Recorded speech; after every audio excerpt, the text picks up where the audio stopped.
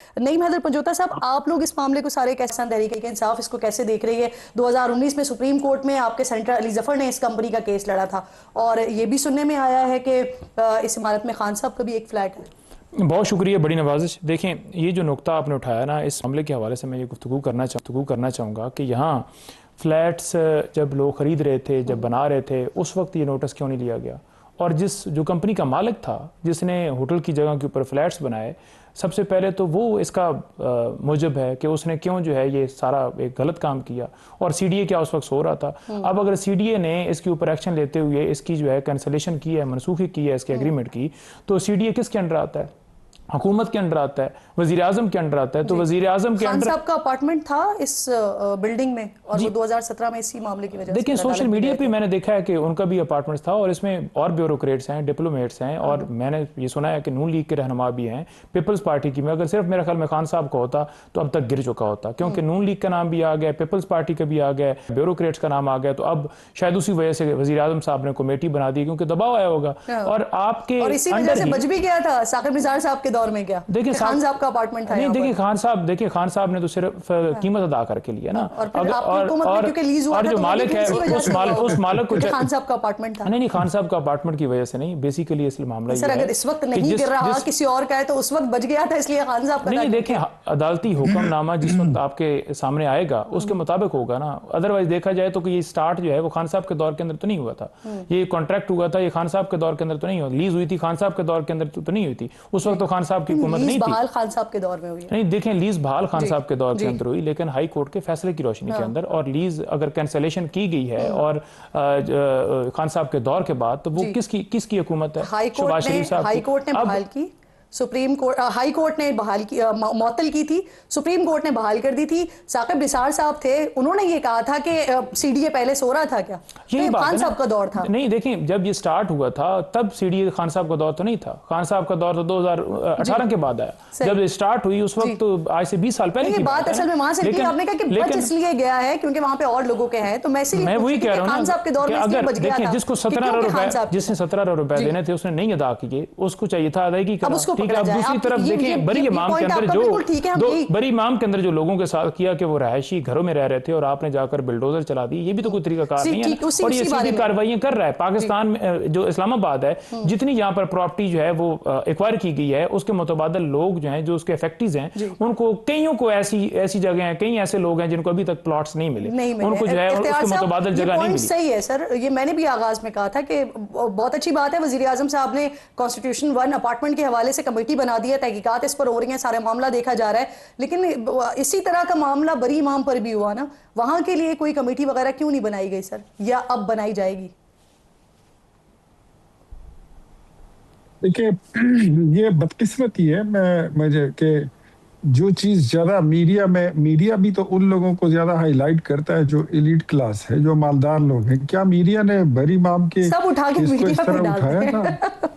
نہیں، مطلب آج جتنے آپ کے گروپس ہیں، مطلب میں گروپس کا کیا نام لوں، واٹس ایپ کا، جتنا ہائپ ون کانسٹیٹیوشن ایوینیو کا اٹھایا گیا، میں نے خود اس میں سے مجھے پتا چلا، میں نے بھی پھر پرائم منسٹر صاحب کو وہ فارورڈ کر دیا اور دوستوں کو بھی فارورڈ کیا کہ اس میں جو ہے تو آپ ہاتھ ڈالیں، یہ یعنی آپ کے مطابق جس معاملے پہ ہائپ بنے گی حکومت اس پہ کمیٹی بنائے گی، تو ہم ہائپ بنائیں پہلے امام بری کے لیے، پھر آپ اس پہ بھی کمیٹی بنا دیں گے؟ نہیں، میں یہ نہیں کہنا چاہتا ہوں، یہ اگر آپ مجھے تھوڑا سا کرن بولنے دیں، بیکاز میں یہ تیسرا آپ کی سیگمنٹ ہے، لیکن مجھے آپ بولنے نہیں دے رہی ہیں۔ سیدھی بات یہ ہے کہ جو انلیگل ہے وہ انلیگل ہے۔ میں خود اسلام آباد کا ریزیڈنٹ ہوں، مجھے پہلے دن سے معلوم تھا کہ یہاں پر جتنی یہ کنسٹرکشن ہوئی یہ انلیگل ہے۔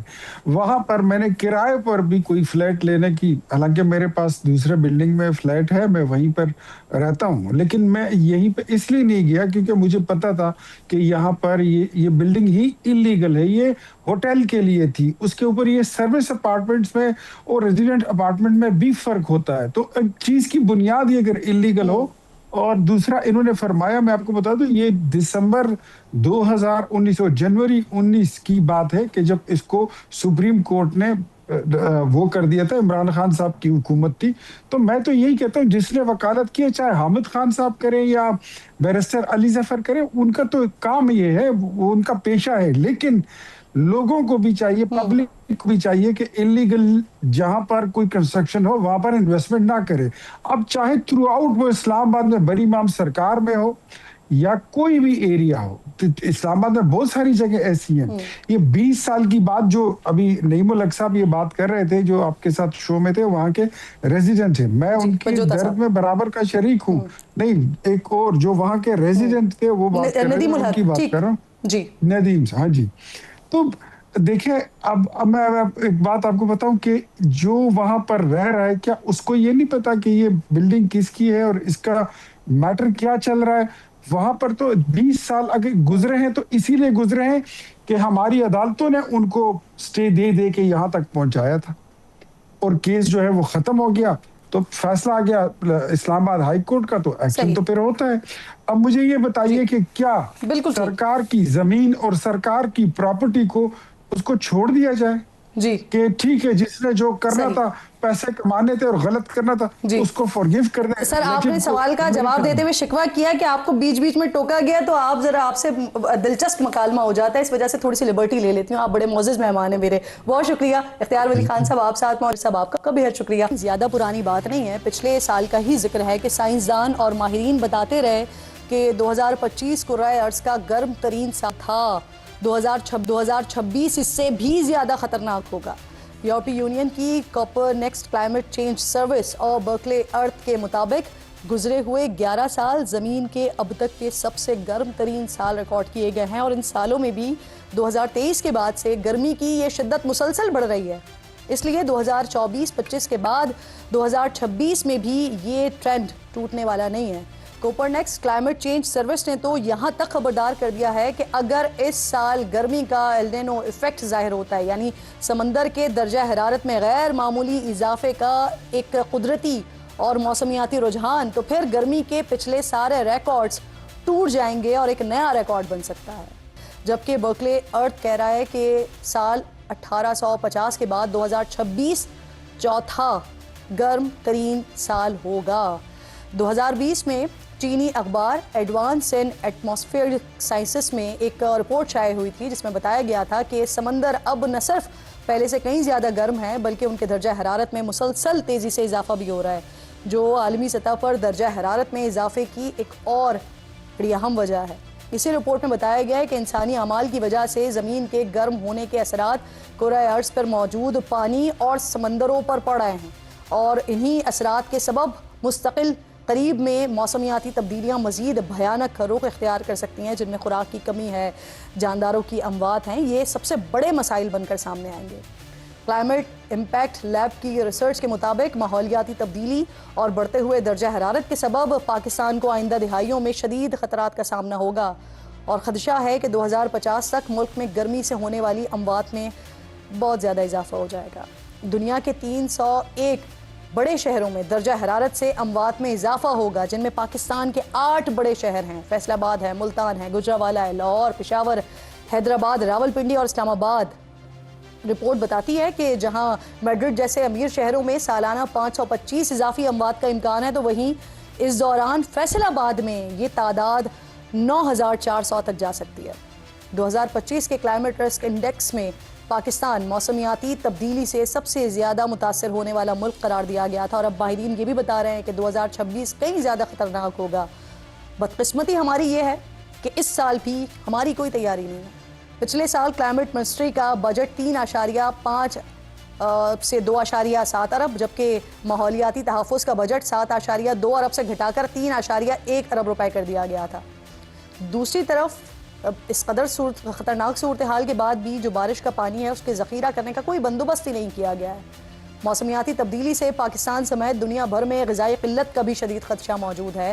پچھلے دنوں اقوام متحدہ نے عالمی غذائی بحران سے متعلق ایک نئی رپورٹ جاری کی ہے, جس میں پاکستان کو افغانستان, بنگلہ دیش, کانگو, میانمار, نائجیریا, سوڈان, شام اور یمن کے ساتھ غذائی قلت والے ان ممالک کی فہرست میں شامل کیا گیا ہے جہاں فوری اقدامات کی ضرورت ہے.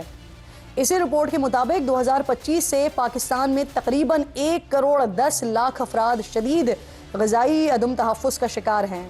پچھلے سال بھی ہم نے پاکستان میں موسمیاتی تبدیلی کی صورت میں سیلاب، اولے، کلاؤڈ برسٹ، خوفناک طوفانی بارشیں دیکھیں، جس سے جانی اور مالی نقصانات کے ساتھ ساتھ کئی ایکڑ پر کھڑی فصلوں کو بھی شدید نقصان پہنچا۔ اور اسی موسمیاتی تبدیلی کی وجہ سے 2015 میں شدید ہیٹ ویو میں ہم نے تقریباً 2000 سے زائد اموات بھی دیکھی ہیں۔